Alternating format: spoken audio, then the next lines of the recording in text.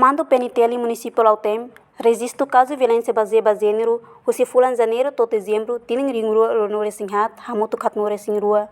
Comandante Município Lautem, Superintendente Chefe Polícia, João da Costa, mas jornalista Cira, segunda-feira e mercado antigo Los Palos, Município Lautem.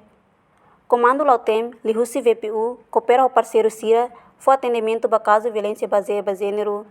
No Hanesan Finalais, Governo Lihusi CI, Organização Feto, no parceiro Cira, halo campanha, Lawrence Anor Sengning, ativismo contra a violência sobre feto, no labarek feto inclui Lautem.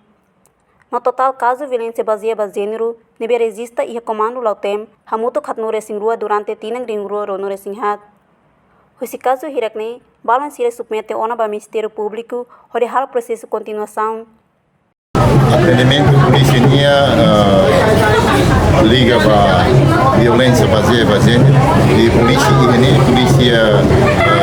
PNT no município Lautem e a unidade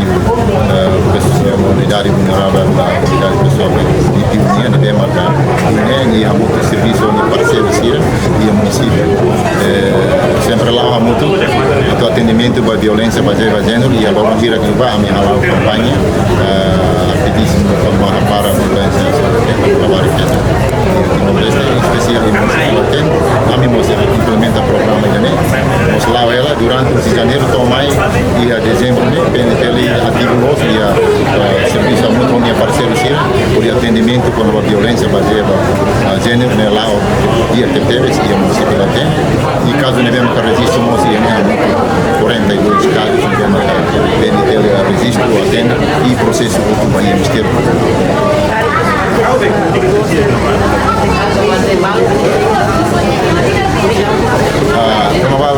a finalidade maka a cidade por senhor Madeira o todo o processo na e a Ministério Público a finalidade maka a cidade a maioria é segredo de justiça minha deve ao cidade e a maioria da tribunal mas vem de reportar mas o todo para a Ministério Público vai tribunal. Husi Lautem, Senhorinha Pereira, televisão Temorpos. Janela informação ba emogoto. Atua tem informação atual dia clio. Kita haluha. Haneham botão subscribe, like. Halo comentário no fahe tutang ba media sosial hotu.